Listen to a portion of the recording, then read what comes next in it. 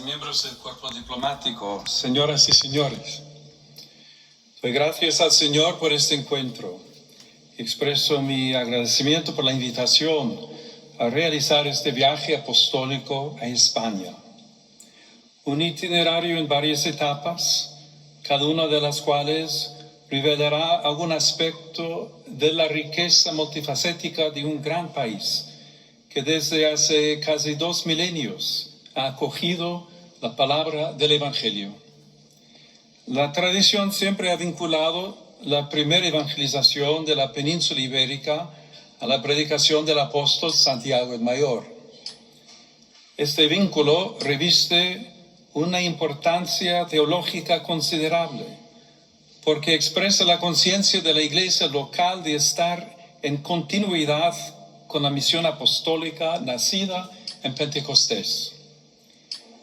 El vínculo antiquísimo entre la fe cristiana y esta tierra, si bien por un lado no agota la multiforme identidad de vuestro pueblo, por otro ha moldeado profundamente su cultura y representa una fuente de esperanza y de orientación entre los desafíos que hoy, como familia humana, debemos afrontar juntos. Pienso en las expresiones de la fe popular, que en cada ciudad y pueblo representan una auténtica dramaturgia de la salvación al ritmo del año y en los diversos contextos de la vida.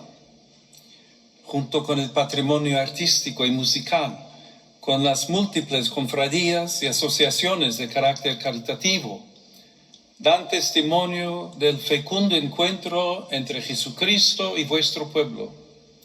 Es un pueblo lleno de pasión, que ama la vida y lo manifiesta.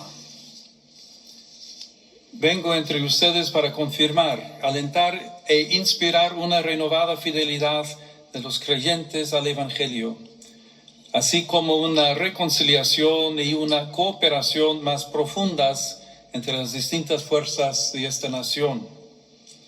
De hecho, su propia historia sugiere que no es la cultura del enfrentamiento, sino la del encuentro, la que genera estabilidad y prosperidad. El mensaje de paz, que en estos tiempos, por desgracia, resuena para algunos como ingenuo y para otros como provocador, encuentra acogida en quienes no se encierran en ideologías prefabricadas, sino que se abren a la verdad. Como nos ha enseñado el Papa Francisco, existe, en efecto, una tensión bipolar entre la idea y la realidad. La realidad simplemente es, la idea se elabora. Entre las dos se debe instaurar un diálogo constante, evitando que la idea termine separándose de la realidad. Es peligroso vivir en el reino de la sola palabra, de la imagen, del sofisma. De hecho, concluía, la realidad es superior a la idea. La verdad es siempre más grande que nosotros y por eso nos sorprende y nos atrae hacia caminos de purificación y reconciliación, en los que el diálogo con los demás y con el otro, con mayúscula, se vuelve fundamental. A este respecto, quisiera referirme a dos figuras de este país que desde hace 5 siglos nutren la vida de la Iglesia y la búsqueda espiritual de muchos, incluso más allá de sus fronteras visibles. Se trata de Juan de la Cruz y Teresa de Ávila, que se hicieron amigos en la pasión por el misterio divino. La suya es una mística con los ojos abiertos, es decir, no ajena a la historia, sino que, por el contrario, lleva a la raíz de las cuestiones, al corazón de la realidad. En particular, al interpretar las transformaciones y soportar las tensiones que hacen tan oscura nuestra época, nos ayuda el tema de la noche, tan querido por San Juan de la Cruz, cuyo año jubilar estamos celebrando. En su sed de luz, paradójicamente, aprendió a apreciar la oscuridad, noche dichosa, como el tiempo en que el alma se libera de lo que presumía de conocer y poseer. También hoy lo que más nos asusta, lo que en muchos provoca la oscuridad de la razón y la violencia de las emociones, es lo desconocido, ante lo cual puede prevalecer la sensación de no tener ya mapas, la desorientación.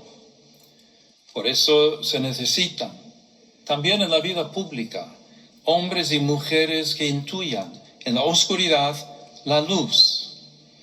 En el fin, un posible comienzo, casi el irrumpir de una verdad como luz que aún ciega, pero que si confiamos y encontramos paz, nos llevará delicadamente hacia sí misma. Oh noche que guiaste, oh noche amable más que la alborada, oh noche que juntaste amado con amada, amada en el amado transformada. Nuestra época, que en apariencia se ve sacudida por terribles desequilibrios y conflictos, clama en lo más profundo por la paz, por nuevo conocimiento de la persona humana y de su dignidad inviolable, por la civilización del amor. Santa Teresa describe este mismo itinerario con la imagen del castillo interior, avanzando de habitación en habitación hacia el lugar más íntimo, es decir, cada uno hacia su propio corazón, santuario de la verdad. El espacio se amplía, la mente se abre, las contradicciones se resuelven, las tensiones se disuelven, los demás encuentran su lugar, el universo se convierte en hogar.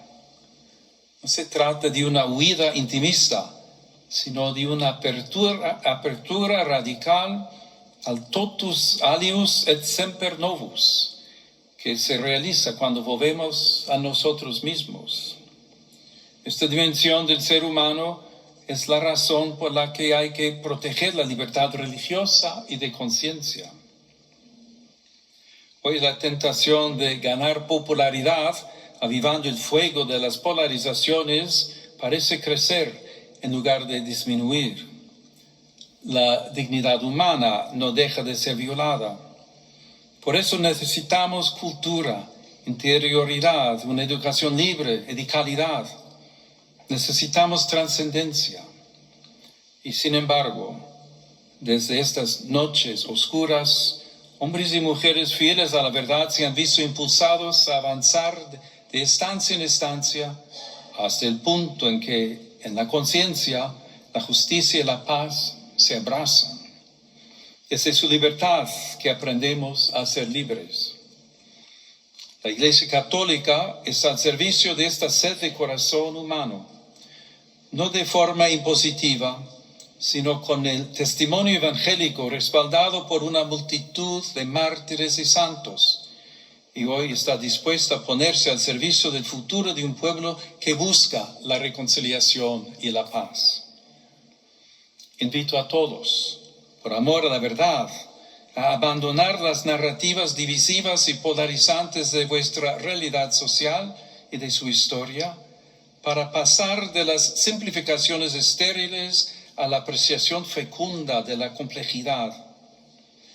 Veo aquí una vocación específica de Europa, de la que España es protagonista, original y fundamental. Es el regalo que el viejo continente puede hacer al mundo si quiere permanecer joven, pues joven es quien siente que tiene un futuro y una misión que aún interpelan.